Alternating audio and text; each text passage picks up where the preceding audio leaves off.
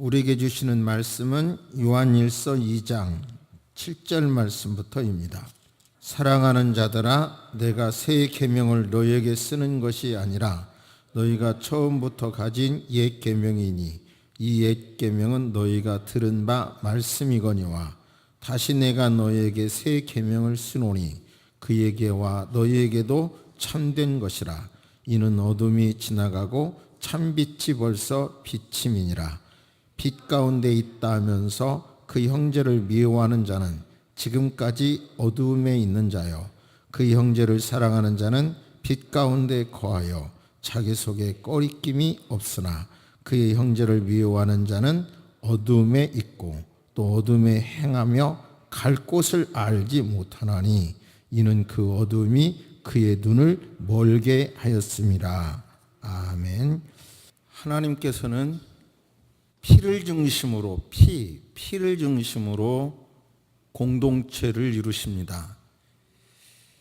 이 하나님이 세우신 공동체는 피를 중심으로 이루어졌는데요, 잘 아시는 대로 가정 공동체입니다. 남녀가 만나서 부부가 되고 그 부부 사이에 아들과 딸이 태어나면 또 며느리 그리고 또 사위를 중심으로 가족이 확산되죠.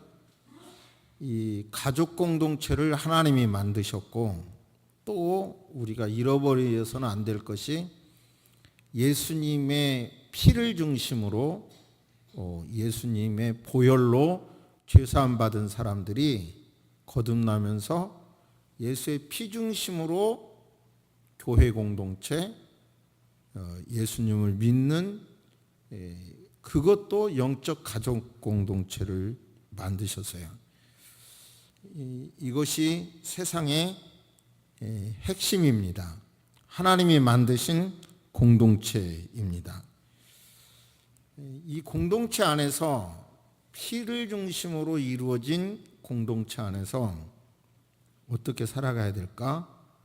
오늘 말씀은 특별히 교회 공동체에서 어떤 자세로 신앙생활을 해야 되는지를 말씀을 통해서 하나님의 음성으로 들으시기를 주의 이름으로 축복합니다. 가까운 사람에게 우리가 얼마나 잘해주는지 오히려 가까운 사람에게 상처를 많이 받거든요. 잘 되는 것도 의외로 싫어하고 한 이야기를 드리겠습니다. 도로를 사이에 두고 그 가게를 운영하는 소상공인이 있었는데 이 두 사람 다 내 가게에 손님이 있고 저쪽 가게에 손님이 없으면 왠지 성공한 것 같고 기분이 좋고요. 또 내 가게에 손님이 없고 저쪽이 손님이 있으면 굉장히 짜증나고 그러기가 쉽죠. 정말 내 교회 성도가 안 오고 상대방 교회 성도가 오면 그것도 짜증나는 일이죠. 이 인간의 실상 아닙니까? 그런데 한 번은 어느 날 꿈속에 천사가 나타나서 내 소원이 무엇이냐, 무엇을 요구하든지 들어주겠다. 단 한 가지만 말해라.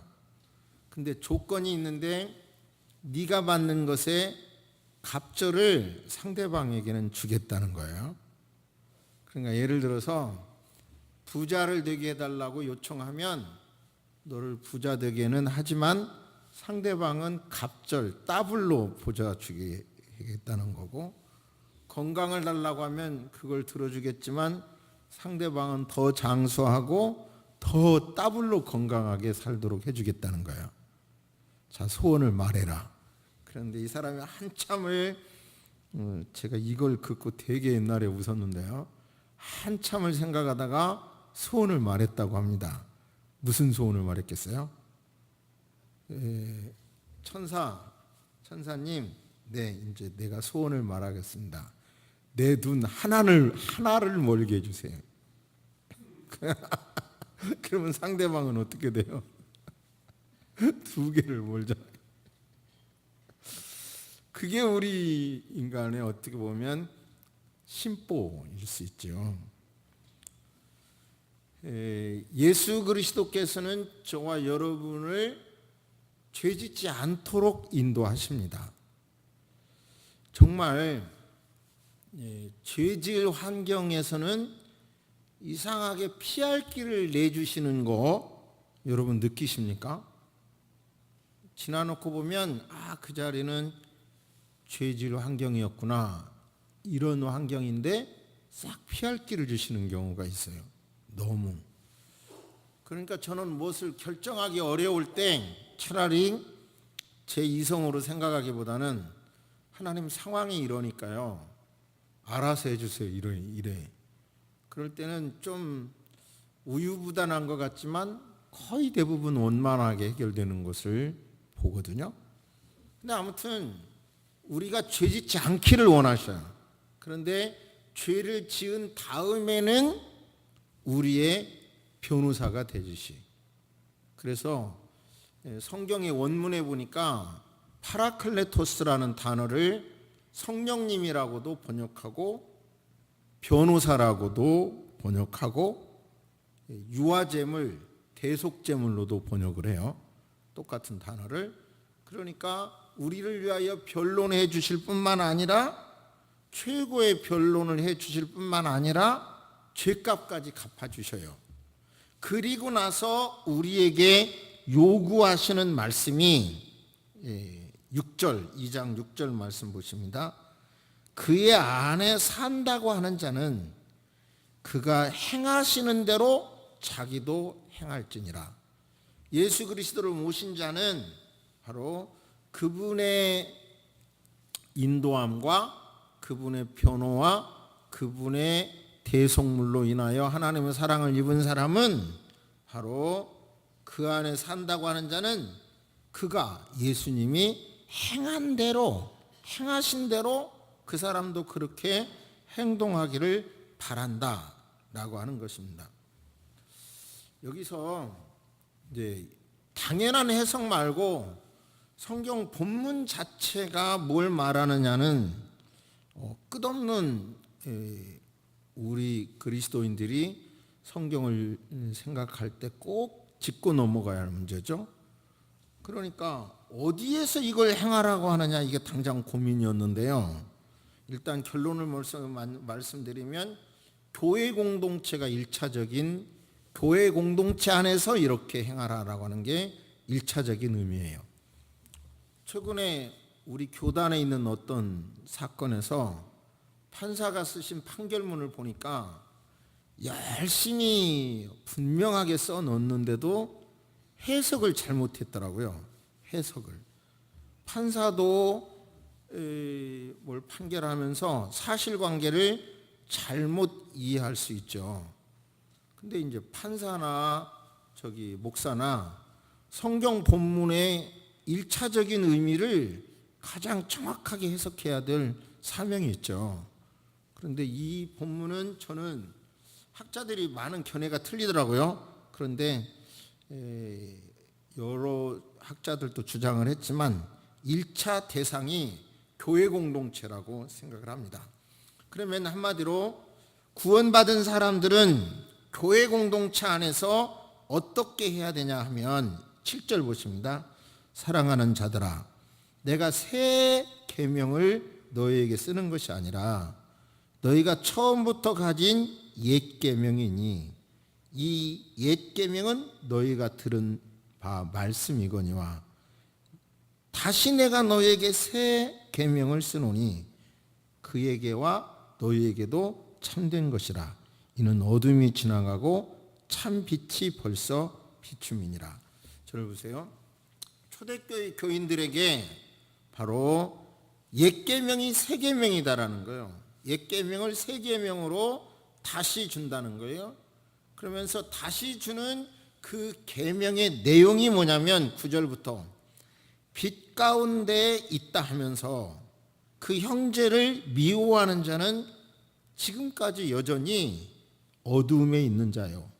그의 형제를 사랑하는 자는 빛 가운데 거하여 자기 속에 꺼리낌이 없으나 그의 형제를 미워하는 자는 여전히 어두움에 있고 또 어두움에 행하며 갈 곳을 알지 못하나니 이는 그 어두움이 그의 눈을 멀게 하였습니다. 정리하면 구원받은 사람은 교회 안에, 제가 1차적인 대상이 교회 공동체라고 일단 전제했죠. 교회 공동체 안에서 형제를 미워하면 아직도 어두움에 있는 것이다. 그리고 형제를 사랑하는 사람은 남을 죄짓게도 하지 않는다라고 말합니다. 한마디로 구원받은 사람은 교회 공동체 안에서 형제를 미워하는 사람이 아니라 형제를 여전히 사랑하는 사람이라는 것입니다. 자기 형제를 미워하는 사람은 여전히 어둠 속에 있고, 더 두려운 것은 어둠 속에 살아가기 때문에 그 눈이 어두움에 가려져서 자기가 어디로 가고 있는지 알지 못한다는 거예요. 즉 말하자면 교회 공동체 안에서 누구를 미워하는 마음이 있을 때는 눈이 어둡다는 거예요. 어둡게 봐서 더 크게 가깝게도 못 볼 뿐만 아니라 멀리도 못 봐가지고 어디로 가고 있는지조차도 모른다는 것입니다. 초대교회 성도님들은 구약에서 레위기 19장 원수를 갚지 말며 동포를 원망하지 말며 이웃 사랑하기를 내 몸과 같이 하라, 이런 말씀을 듣고, 또 초대교회 성도님들은 예수님께서 요한복음 13장에서 예수님께서 자신이 세상을 떠나 아버지께로 돌아갈 때가 이른 줄 아시고, 한번 따라서 하십니다. 세상에 있는 자기 사람들을 사랑하시되 끝까지 사랑하셨다. 교회를 비판하는 말 속에 교인들은 자기들끼리는 사랑하지만 다른 사람은 안 사랑한다, 이렇게 비판하는 것을 최근에 공영방송에서도 들었는데, 그 말을 곰곰이 성경적으로 생각을 해봤어요.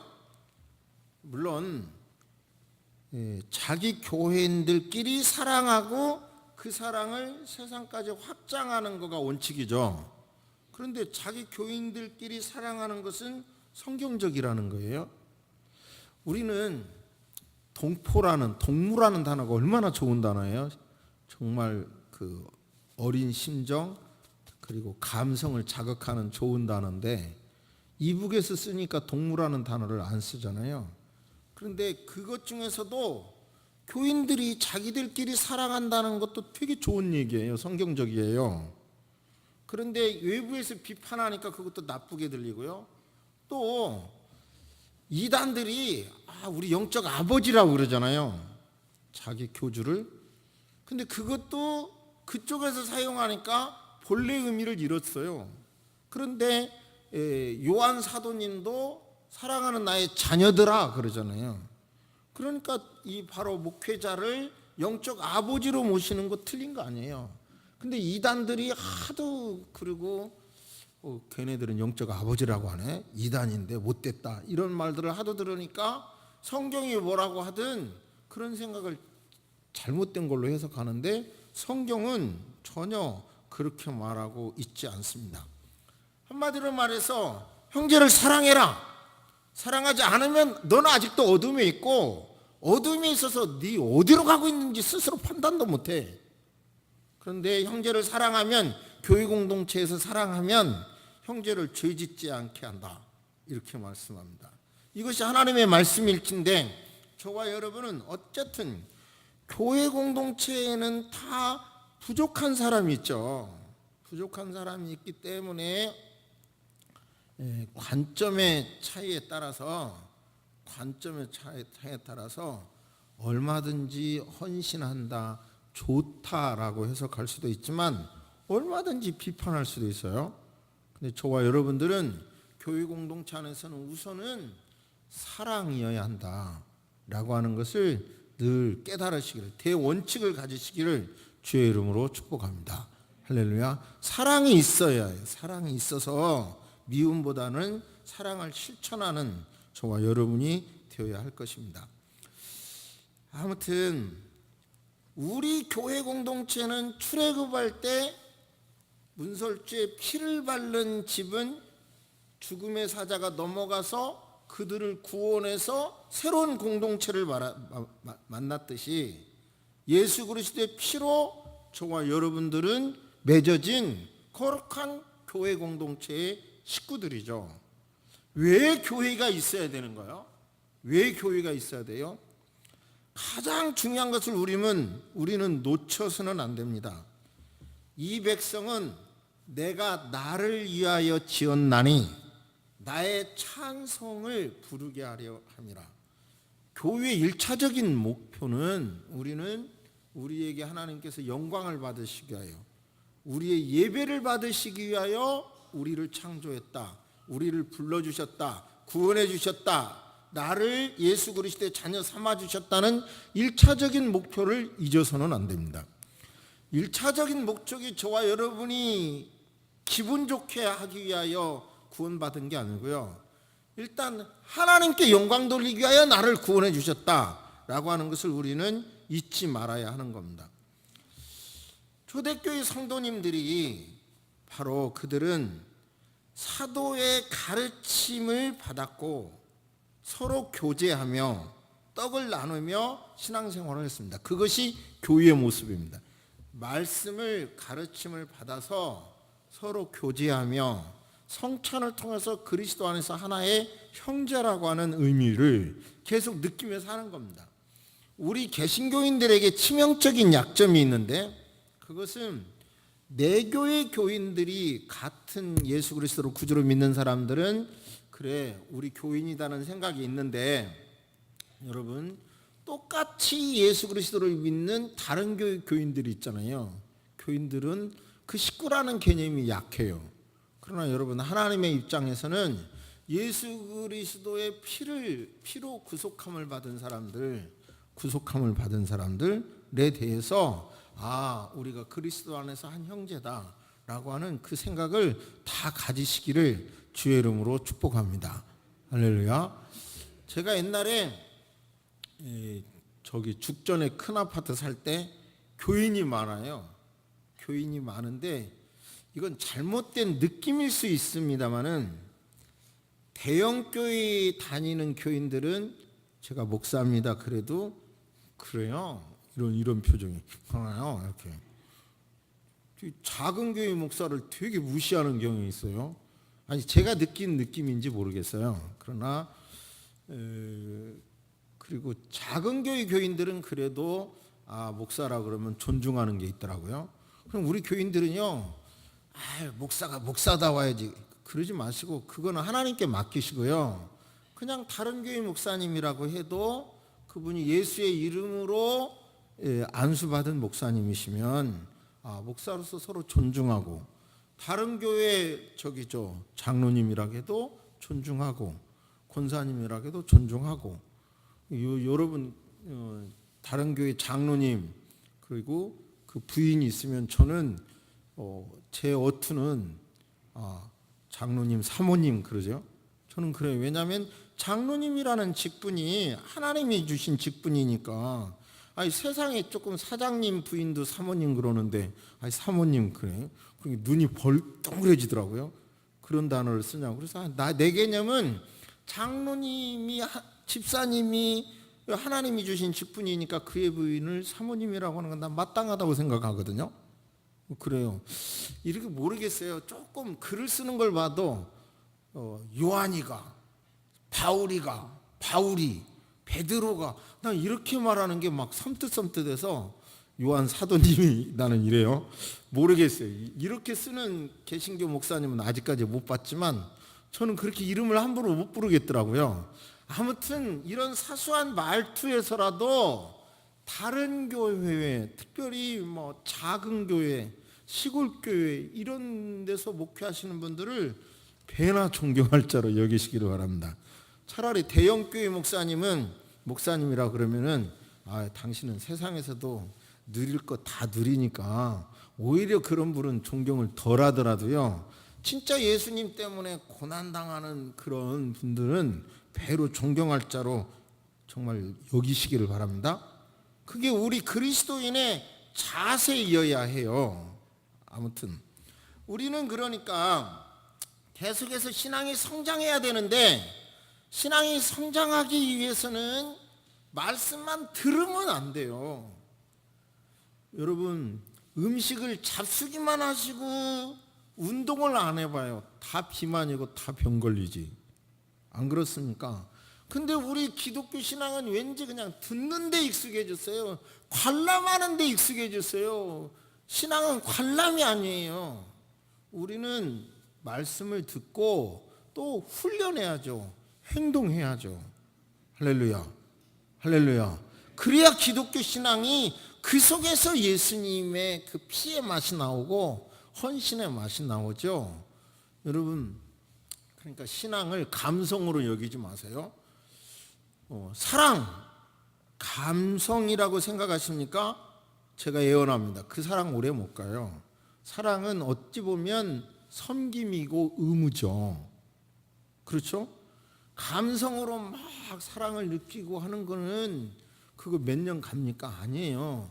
내 의무를 잘 감당하면, 내가 해야 할 일을 잘 감당하면 그 속에서 나오는 거예요. 어떤 유명한 상담학자에게 어느 부인이 상담하러 왔다 그래요. 난 남편이 너무 미워 죽겠어요. 어쩌고 저쩌고 그러니까 그분이, 그러면요, 그런데 이혼을 하더라도 원수를 멋지게 갖고 이혼하고 싶습니다. 제가 그러면 아주 좋은 아이디어를 주겠습니다.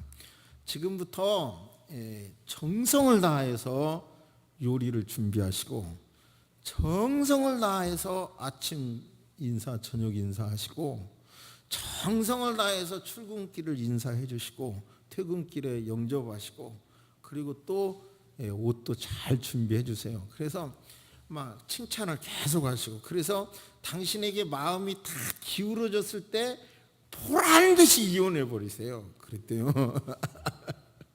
보란 듯이 이혼해라고.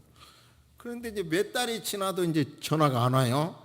그래서 이제 전화를 했대요. 그 상담자가, 어떻게 됐습니까? 이혼한다고 하더니, 이혼할 겁니까? 그랬더니, 내가 내 마음은 저 이혼하고 싶어서 그게 정답이었지만 정성을 다해서 음식을 준비했다고 말하고, 억지로라도 웃는 얼굴로 안녕히 다녀오시라고 그러고, 잘 다녀오셨다고 그러고, 수고했다고 그러고, 그렇게 몇 달 했더니 남편이 나를 진짜 좋아해요.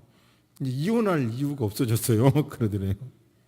그러니까 사랑을 감성이 아니라는 거예요.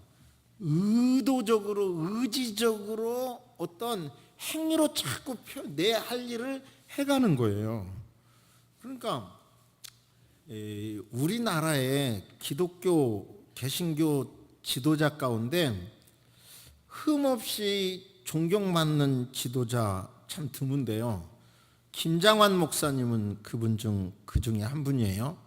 근데 그분의 아드님이 김요셉 목사님이 삶으로 가르치는 것만 남는다라고 하는 책을 쓰셨어요. 그런데 그 책을 요지를 보면, 자기 아버지는 경상도 경산에서 태어났고 가난해서 장학금을 주는 철도고등학교를 입학하려고 시험 보러 가다가 6.25 전쟁을 만났대요. 근데 어찌어찌 해서 미군의 하우스보이에 취직이 됐대요. 하우스보이로. 근데 거기에서 칼 파우스 상사하고 친하게 됐고, 그 상사가 내가 입양하겠다, 너 하나를 키우겠다, 그렇게 하면서, 그분은 미군들은 빨리 전쟁을 마치고 미국으로 돌아가기를 원하는데, 그분은 여러 번 연장을 하면서 34,000명의 미군이 전사하는 상황에서도 한국의 주둔을 계속 미루다가 나중에 이제 김장환 청년을 미국으로 데리고 가서 거기서 밥 존스 고등학교에 입학을 했대요. 시켰대요. 그리고 그분이 이제 신학을 했고, 그 다음에 그분이 잘 사는 줄 알았더니 탄광촌에 10가구밖에 안 사는 그런 가난한 동네에서 살고 있었고, 자기 자신도 그 주한미군에 올 수 있었던 것은 돈이 없으니까 미군은 지원 제도잖아요. 그래서 돈 때문에 지원해서 한국에 왔고, 돈이 없는데 그래서 자기 자신도 미국에서 2년제 학교에 갔대요. 그리고 김장한 목사님을 가르치고 난 다음에 귀국시킨 다음에 대학에 들어갔다는 글을 읽어서요. 근데 결국은 그 한 분의 헌신으로 우리가 어렸을 때 그 빌리그레암 집회 때 그 김장한 목사님의 통역은 전설적인 통역이라고 하죠. 너무 명쾌했고, 그리고 또 그분은 극동방송도 저렇게 무료로 계속 섬기면서 저만큼 기반 위에 올려놓고, 목회자로서도 그 교단에서도 한국 교회에서도 그렇게 신뢰받는 인물로 자랐잖아요. 근데 그 한 분의 헌신이 없었다면, 희생이 없었다면 그분은 지금쯤 어디 철도청에 뭐 어디 근무하다가 퇴직했겠죠. 그러니까 한 사람에 대한 이런 희생이 이렇게 좋은 결과가 나온 거죠. 여러분, 여러분의 신앙이 성장하기를 주의 이름으로 축복합니다. 교회가 좋지 않더라도, 교인들이 뭔가 불편한 게 있더라도 사랑하기를 주의 이름으로 축복합니다. 결과는 하나님께 맡기시기를 주의 이름으로 축복합니다. 그리고 우리의 신앙은 듣는 것이 아니라 실천하는 거예요. 소그룹 안에, 교회 안에 소그룹 안에 들어가서 들은 말씀을 그 속에서 섬겨봐야 되는 거예요. 늘 말씀드리지만 교인들이 어떤 사업에 망했다 해가지고 우리가 돈을 모아서 들을 수 있는 거 아니잖아요. 그러니까 교회 안에 오면 적어도 그를 긍정적으로 위로하고 격려하고 축복하시기를 주의 이름으로 축복합니다. 사랑이 많다는 게 오는 사람을 그냥 미소 지어서 웃는 것이 아니라 진실로 그를 격려해 주자는 거죠. 금년표어가 뭐예요? 실천상이 교회와 가정, 세상에서 경청해 주자. 그러니까 사랑이 있어야 남의 말 듣거든요. 좀 남의 말을 좀 끝까지 들으시기를 바랍니다. 특별히 머리 좋으신 여러분, 말 중간에 다 알아. 머리 좋으니까 다 알아버려. 뭔 말을 하고자 하는지. 그러니까 끝까지 안 들어. 그러나 상대방은 가슴이 절벽이 될 수 있거든요. 여러분, 사랑이 있으시다면 경청하셔서 그분의 가슴을 후련하게 경청하시기를 주의 이름으로 축복합니다. 사랑이, 여러분의 신앙이 성장하기를 원한다면, 어린아이 모습에 머무르지 않고 성장하기를 원한다면, 작더라도 예수님 때문에 십자가 지는 일이 있으면 얼른 감당하시기를 바랍니다. 제일로 두려운 것은 예배만 겨우 참석했다 빠져가시는 여러분들의 신앙은 사실은 걱정입니다. 여러분, 이 예배가 이렇게 되기 위해서도 누군가가 청소를 했고 누군가가 막 이런 노력을 했기 때문에 이루어지는 거예요. 이제 금년 겨울이 오기 전에 제가 저 가스 좀 없앴으면 좋겠다. 왜냐하면 가스 어쨌든 머리 아프잖아요. 그래서 지금 2개를 실험을 해봤어요. 저 2개. 그래서 전기가 다운 안 되면 다음 주에 2개 사면 이 가스 안 써도 될 거예요. 오늘 실험해보면. 성가대실이 따뜻했습니까? 왠지 좀 추운 것 같아서 그 성가대실에 조그마한 요즘 뭐 오박난로 그래가지고, 근데 그거 신문 보고 보니까 되게 커 보이더만 조그맣더라고요. 근데 그걸 갖다 놓으니까 또 이거 성가대실이 철야 때 보니까 얼마나 따뜻한지. 누군가가 이런 게 자꾸 머리를 쓰고 노력하니까 예배 드리는 거예요. 여러분, 가정 안에서도 누군가가 희생하니까 가정이 이루어지는 거 아닙니까? 교회 안에서도 이 소그룹 안에서 교제가 이루어져야 근육이 생겨요. 그냥 편한 것이 아니라 더 큰 어려움으로 다가와요. 제발 깨달으시고, 아무튼 교회 공동체, 여러분의 육체의 유지를 위해서 얼마나 애쓰십니까? 먹이시고 재우시고 씻으시고 화장하시고 머리하시고 얼마나 힘드세요. 그러나 그거보다도 더 소중한 건 내 영의 건강을 위해서 여러분 그렇게 노력하시기를 바랍니다. 영이 건강하는 것도 노력이 필요한 거죠. 절대로 세상에 그냥 되는 게 없어요. 그러기 위해서 모두 다를 사랑하시기를 주의 이름으로 축복합니다. 묵상하십니다. 하나님, 제가 저를 생각해도 죄 지을 가능성, 세상 속에 푹 빠질 수 있는 가능성이 너무 많은 사람입니다. 그런데도 어려서부터 교회를 다니고 교회에서 좋은 분들 만나서 좋은 교육 받았기 때문에 나름대로 이만큼이라도 살아가고 있음을 먼저 진심으로 인정하고 고백합니다. 저 같은 사람이 이렇게 목회를 하는데 부족하지만 하나님의 말씀을 늘 증거하려고 하므로 그래도 이렇게 목회할 수 있는 은혜 주신 것 감사합니다. 우리 모두 다 부족할지라도 교회라고 하는 공동체 안에서 우리의 신앙을 펼쳐가게 하시고 듣는 것만이 아니라 하나님의 말씀을 듣고 실천함으로 근육이 생기고 힘이 생길 수 있도록 도와주시옵소서. 아버지여, 부족한 사람들이 역시 교회도 모임에 우리 마음속에 불편함 또는 미움이 생길 수 있지만 사도 요한 사도님을 통해서 형제를 미워하면 아직도 여전히 어두움에 있고 형제를 사랑하면 바로 이제 진리 가운데 있다고 인정하는 말씀을 듣습니다. 주여, 기도합니다. 우리 마음속에 교회 안에서 예수의 피로 맺어진 관계 안에서 불편한 것이 있다면 이 시간 다 해소되게 하여 주옵소서. 미움이 사라지게 하여 주옵소서. 어제 눈이 녹듯이 그렇게 다 녹을 수 있도록 예수님께서 이 시간 역사하여 주옵시기를 간절히 기도드립니다. 주님, 우리 교회를 통해서 예수님의 말씀이 증거되게 하시고 아버지, 너무나 불안한 요소가 많은 이 시대에 살고 있는 성도님들이 자신을 지키고 교회를 지키고 가정을 지키고 세상을 지킬 수 있도록 하나님 도와주시옵소서. 아버지, 이곳에서 선포되는 말씀을 통해서 성도님들이 아버지 바로 영적으로 자랄 수 있도록 하나님 도와주시옵소서. 아버지, 인기 영합보다 주님의 말씀을 잘 증거하고 훈련하는 아버지 교회가 되게 하여 주시고 힘들고 어려워도 소그룹 속에 들어가서 목장 속에 들어가서 교제 공동체를 이룰 수 있도록 도와주시고 힘들어도 맡겨지는 그런 십자가의 일들을 잘 감당할 수 있게 도와주옵소서. 일본에서 혼밥, 혼자 자는 잠 이런 것이 유행하다가 아버지 남의 나라 일인 줄 알았는데 우리나라도 혼자 밥 먹는 것, 혼자 잠자는 것 이런 것이 이제 문화가 되어가고 있다는 소식을 듣습니다. 이것이 우리 시대의 특성이오나 그러나 하나님 힘들어도 하나님의 뜻임에 함께 살기 위하여 노력하게 도와주시고 그 노력함으로 인하여 생기는 피곤함과 아픔을 주께서 책임져 주시고 이루어 주시고 복으로 갚아 주실 줄로 믿습니다.